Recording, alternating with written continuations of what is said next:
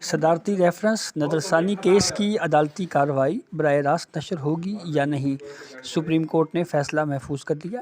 Justice قاضی فائز عیسیٰ نے دلائل کے دوران عدالتی فیصلوں کی چھپائی سے لے کر آزادی صحافت، ووٹوں کی خرید و فروخت، ججوں کی ویڈیو ریکارڈنگ، بلیک میلنگ، کابینہ اجلاس کی براہ راست کوریج اور سابقہ فوجی آمروں کے رویوں پر بات کی۔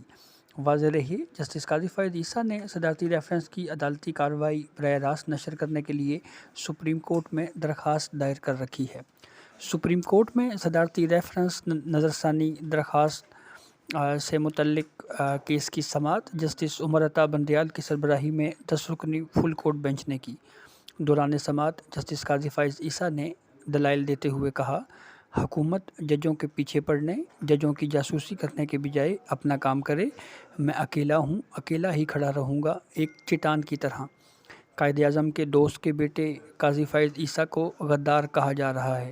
قرارداد پاکستان پر لوگوں نے ملک بنایا، جو فوجی آمروں نے دو لخت کر دیا۔ جسٹس قاضی فائز عیسیٰ نے دلائل میں مزید کہا، لسانی کارڈ کے استعمال نے ملک کو تباہ کیا۔ حکومتی وکیل قانونی گفتگو کریں، ڈرامے بازی نہ کریں۔ بلوچستان نے پاکستان بنا کر دکھایا۔ ضیاء الحق اور مشرف کا نام لینے سے بھی لوگ ڈرتے ہیں۔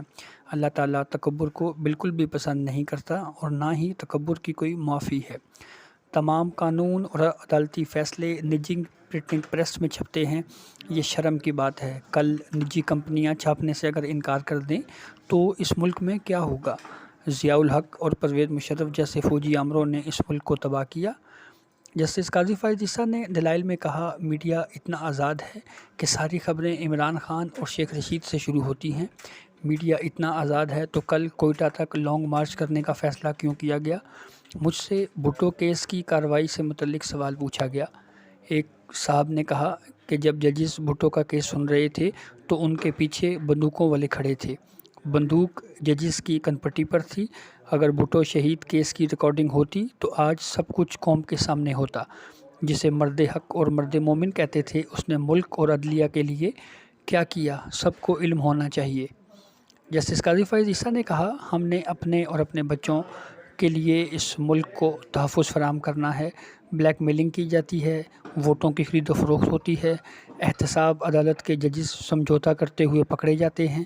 ججز کی ریکارڈنگ کس نے کی اور کس نے بلیک میل کیا؟ ہماری ایجنسی کی۔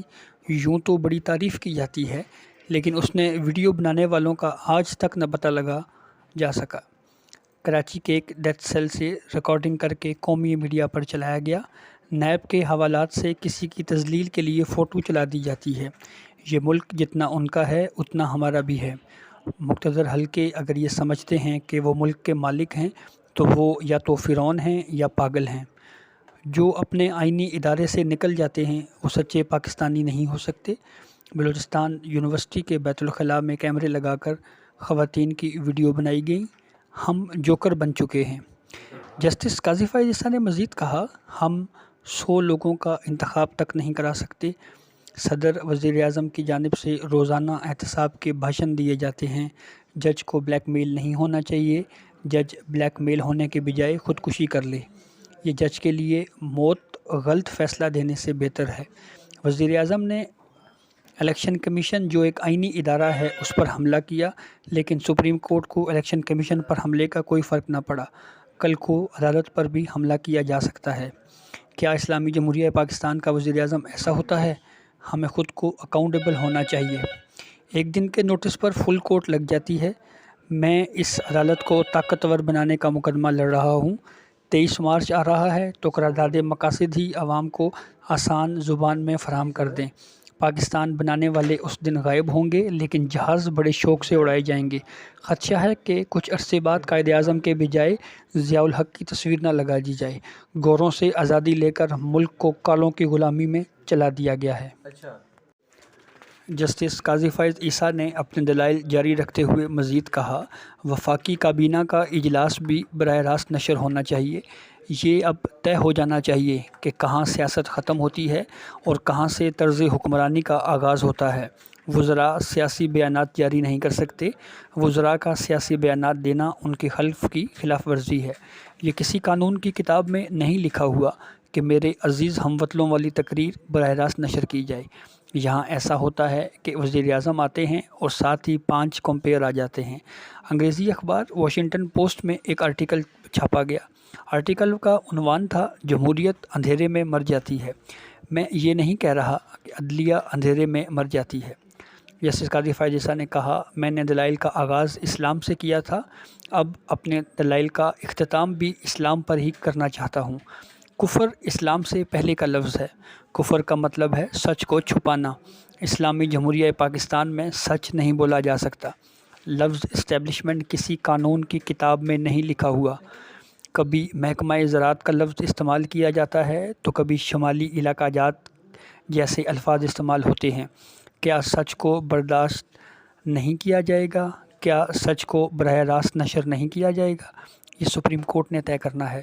کیس کے اختتام پر ایڈیشنل اٹارنی جنرل نے وزیر قانون کے حوالے سے کہا کہ وہ وفاق کے دلائل اپنائیں گے۔ جسٹس قاضی فائز عیسیٰ نے کہا، فروغ نسیم کو خود آ کر عدالت میں یہ بات کہنی چاہیے۔ جسٹس عمر عطا بندیال نے کہا کہ درخواست پر جج صاحبان کے ساتھ مشاورت کے بعد جلد فیصلہ کریں گے۔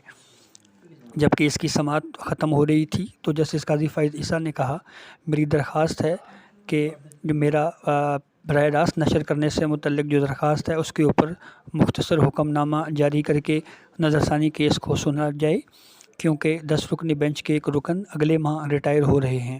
جسٹس عمر عطا بندیال نے کہا، ہمیں اس بارے میں علم ہے۔ پی ایف یو جے کے وکیل رشید رضوی نے کہا کہ وہ جسٹس قاضی فائز عیسیٰ کے دلائل پر انحصار کرتے ہیں۔ عدالت نے تمام فریقین کے دلائل سننے کے بعد فیصلہ محفوظ کر لیا۔ سپریم کورٹ نے یہ بھی کہا کہ فیصلہ جلد سنایا جائے گا۔